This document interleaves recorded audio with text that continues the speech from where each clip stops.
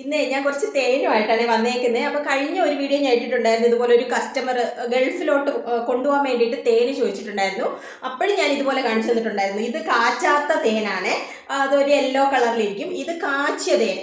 ഞാൻ ഇങ്ങനെ വീഡിയോ ഇട്ടപ്പോഴത്തേക്ക് ഒത്തിരി പേര് കമൻറ്റ് ഇട്ടേക്കുന്നു, കാച്ചിയ തേന് വിഷമാണ്, കാച്ചാൻ പാടില്ല എന്നൊക്കെ. കാച്ചുക എന്ന് പറഞ്ഞാൽ ഇവിടെ എന്താ ചെയ്യുന്നതെന്ന് പറഞ്ഞാൽ ഡബിൾ ബോയിലിംഗ് ആണ് കേട്ടോ.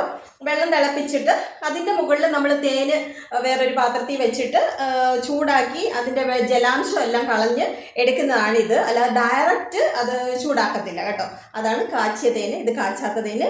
രണ്ടിലുള്ള പ്രത്യേകത എന്താണെന്ന് പറഞ്ഞാൽ കാച്ചാത്ത തേന് അധികം നാൾ ഷെൽഫ് ലൈഫ് ഉണ്ടാകത്തില്ല.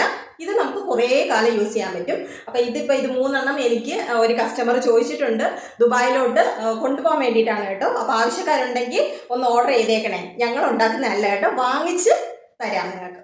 അപ്പോൾ അത്രയേ ഉള്ളൂ ഇന്നത്തെ video. Thanks for watching. By.